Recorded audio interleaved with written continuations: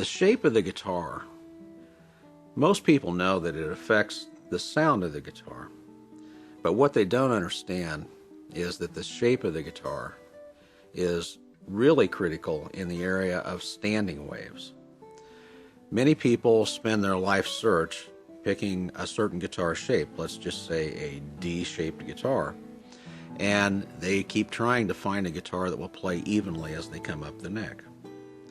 The problem is that it will have great big booming, nice bass notes, but as you go up the neck, you tend to lose the sound. Then you have to play harder to get the same amount of sound. The actual shape of the guitar, the squareness of the guitar, the flats are actually causing standing waves to get set up inside the guitar. That guitar shape was developed in the early 1930s, and it continues today. It's the most popular shape, but we have learned a lot about acoustics since the 1930s. And in the 1980s, I began work on developing guitar shapes, guitar body shapes, that did not cause standing waves to get set up, and to increase the strength of the fundamental.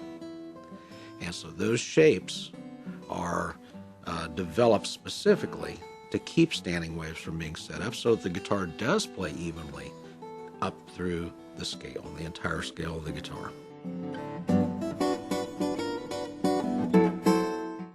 The action on a guitar is the string height in relation to the fretboard and to the frets.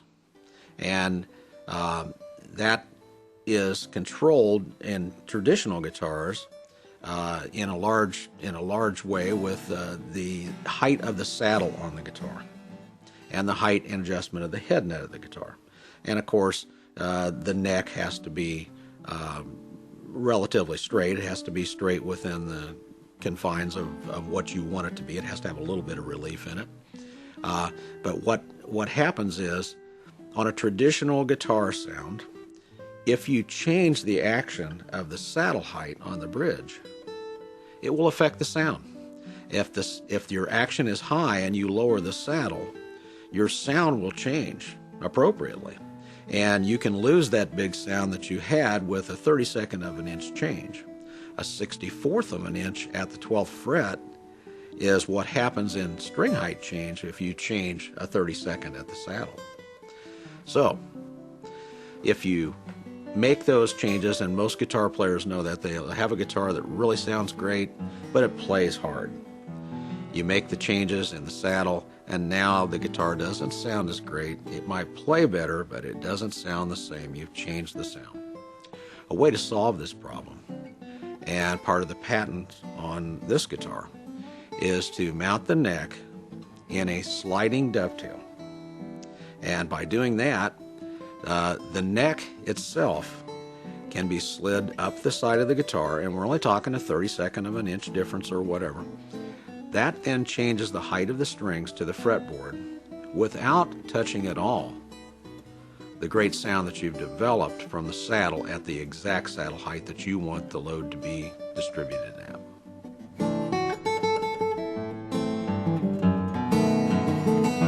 In the early 1990s, the first steel string versions of the water spider system were developed.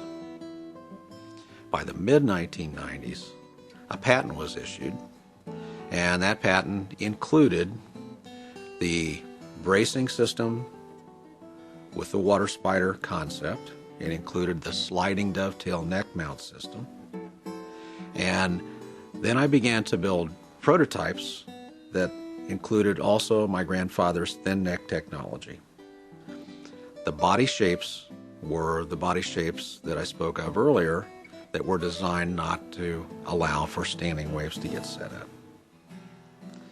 Once I had those prototypes together, I was ready to go out and put them in the hands of the greatest players I could find.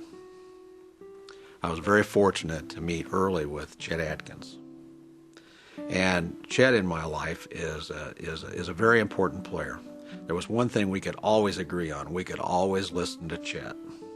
And in fact, my grandfather wouldn't even build me a new guitar unless I'd learn a new Chet piece.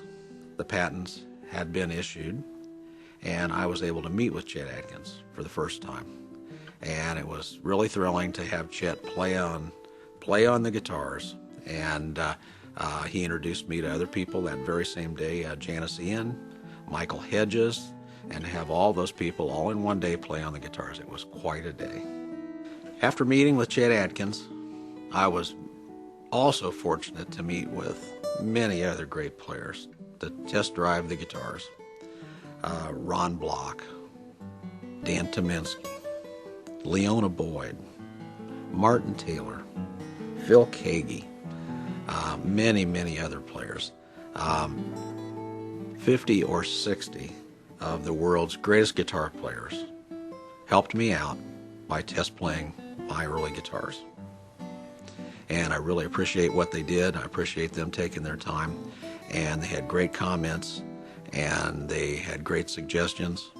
And those comments and suggestions I used over the last 13 years to develop this new guitar that we're introducing now.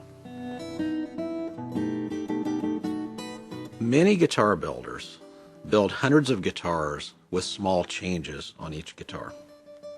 And in that way, they kind of make guinea pigs out of their customers. That was never what I wanted to do with the guitar. My whole drive and the big sound I heard in my head years ago that I wanted to create in the guitar that had never been done before came because I believed that if the design was built properly, if the engineering was done right, if the craftsmanship was done right, the selection of woods, all the other careful things that you have to do in guitar building, that time after time you could produce repeatable results, and those results would always be exactly what you're looking for. That's what I've been after my entire building life.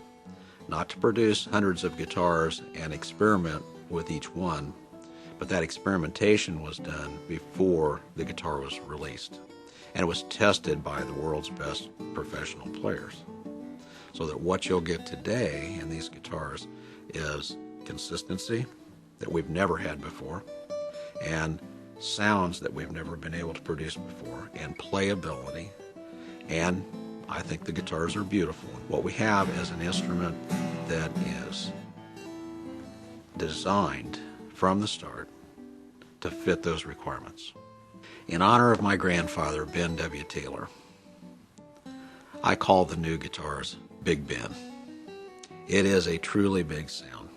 With light gauge strings, it's so easy to play. It was designed for those players that are session players, those studio players, those professional players who are going to spend hours and hours on a guitar a day. And with light gauge strings, you have a big sound that you could never get even with medium strings before. My grandfather would have liked the whole concept.